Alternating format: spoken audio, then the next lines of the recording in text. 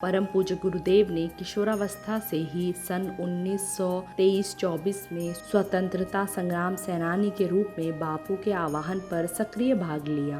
कांग्रेस स्वयंसेवक शिविर में भर्ती हुए तथा 3 बार जेल गए। आगरा जिले के जरार स्थान पर हुए सत्याग्रह आंदोलन के कार्यक्रम में फिरंगियों द्वारा पिटाई से बेहोश हो गए थे, परंतु उनके दांत में तिरंगे झंडे का एक टुकड़ा दबा हुआ था, वह उन्होंने नहीं छोड़ा।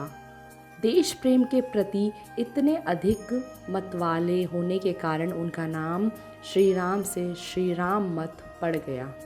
लगानबंदी आंदोलन के क्रम में आगरा जिले के आंकड़े इकट्ठे करने की जिम्मेदारी मत जी ने स्वीकार की थी।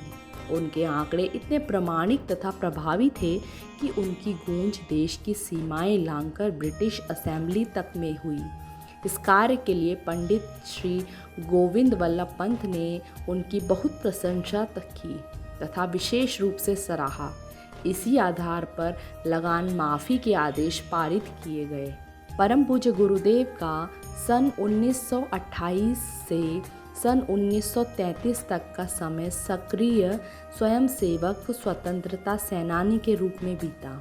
मालवीय जी, श्रीमती स्वरूप रानी नेहरू, जवाहरलाल नेहरू की माताजी, रफ़ी अहमद किदवई, देवदास गांधी आदि के साथ आसनसोल जेल में भी गए। सविनय अवज्ञा आंदोलन में सरकार के उत्पीड़न के बावजूद घर की कुर्की होने पर भी आज़ादी की लगन भरपूर थी।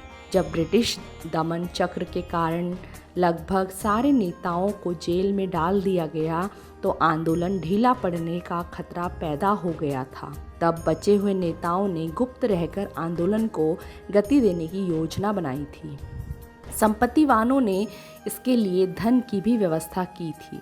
जो राष्ट्रनिष्ठ लोग केवल इस भय से आंदोलन से डरते थे कि उनको जेल जाने पर परिवारी जन भूखे मरेंगे, उन्हें निर्वाह राशि भी उपलब्ध कराई जाती थी। इस कार्य के लिए आगरा जिले में डॉक्टर केसरकर को नियुक्त किया गया था। मत जी उनके विशेष सहयोगी के रूप में एक भूतहा समझे जाने वाले खंडर जैसे मकान में उनके साथ रहकर खाना बनाना, बर्तन साफ करना, कपड़े धोना आदि सभी कार्य पूरे किया करते थे।